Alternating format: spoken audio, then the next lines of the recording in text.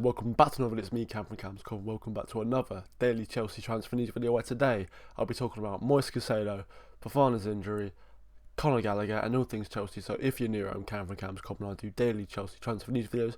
I'm trying to get to 1,000 subs very soon, so if you could like and subscribe, that would help me a lot. But without further ado, let's get in the first story. Now, opening up with, the unfortunate story and news about Fofana's injury, I'm going to go to Fabrizio Romano, who has said breaking. Chelsea defender Wesley Fofana broke his ACL. Fofana has undergone anterior cruciate ligament reconstruction surgery. Wesley will now begin his recovery and work with the club's medical department in Cobham during his rehabilitation phase, club reports. Yeah, this is his second long-term injury in 3 years. Very, very unfortunate, because when Fofana plays, he is outstanding. He's one of my favourite players at the club, and I just wish him all the best, and hopefully he can come back before the end of the season. With injuries like this, it can be months or the entire season, so it's very important that our centre-back Leroy Cowell stays, but I'll be talking more about him later, or we look for another option, but hopefully Wesley Fofana's situation isn't as bad. Well, he broke his ACL, but he can recover in record time. But going again to Fabrizio Romano, what he said on YouTube, carry on with Wesley Fofana saying, if the Wesley Fofana injury takes weeks or months for him to recover, Chelsea will explore the centre-back market to maybe find a solution. Nothing is advanced or concrete. They will wait and see what happens with Fofana. As always, Leroy Cowell is not for sale. Well, the Benoit Badiashile deal in January seems a lot better than it was then. We thought we had so many centre-backs, but now that's looking great. Once again, Badiashile is also injured as well, so Leroy Cowell staying is very, very important with an ageing Thiago Silva at 39. Yeah, we're either going to have to look at another centre-back or maybe just play a back four and hope no one gets injured again. Azpilicueta's gone. Trevor Chalobah looked like he was going to leave, but maybe this is his big breakthrough. But yeah, that's the unfortunate news about Wesley Fofana. Let's get in some more positive news. Starting off with Tom Roddy and Time Sport about Caicedo saying Chelsea hope to get a deal finalised for less than 80 million for Moises Caicedo. They insist that they will look at other options, but Caicedo is their main priority for the position. Yeah, £80 million looks like it's going to be the price tag.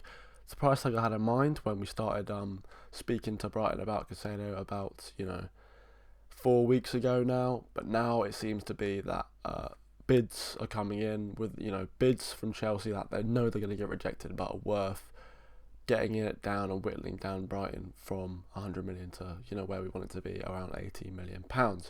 Carry on by David Ornstein, who has said Chelsea have seen an offer worth 70 million for Moises Caicedo turned down for Brighton and Hove Albion. The bid, which did not include add-ons, was made in writing on Monday and dismissed, but Chelsea pursuit continues.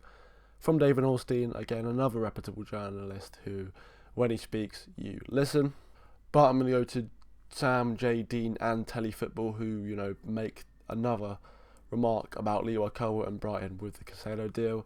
Brighton remain interested in signing Leroy Cowell on a permanent basis, and he could be key to any possible deal for Moises Caicedo. Chelsea have insisted throughout the summer that Cowell is not for sale, but Brighton are still hoping to bring him back to the south coast. Another interesting, story that came up about Cowell was that Liverpool have talked to Cowell, and Chelsea, are very unhappy about that after, publicly stating he's not for sale, and Liverpool and Jurgen Klopp going behind their back, even as much so as they want to report them to the FA.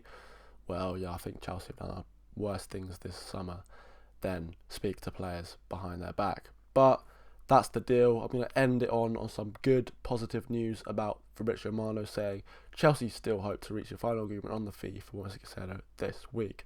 Well, it's Tuesday today. We've got 3 more days at the end of the week, maybe on Sunday, but I'm hoping Friday's the day where hopefully personal terms already agreed, so it's just the fee, £80 million. It could be done today, it could be done tomorrow, it could be done anytime this week, or we're going to have to be waiting in limbo once again because Brighton are very, very tough to work with. But yeah, from one good story to another good story, I'm going to go to Jacob Steinberg regarding Conor Gallagher, saying Conor Gallagher is being pursued by West Ham and Tottenham. Spurs have held talks over a move for an England international. What's good about this is I read a story about this about a week ago saying, his market value was around 50 million. I was like, well, that would be great, but, get real for a second. I don't think Spurs are going to pay that much money. They've just signed James Maddison. But yeah, anything between 30 and 40 million pounds would be great. Because we've bought loads of young midfielders, and Conor Gallagher, although he works hard, I just think doesn't really fit the Chelsea system anymore. People like Mason Mount are leaving, the workhorse type are getting more skillful, and with the incoming of Caicedo, I think that kind of removes his place in the starting position.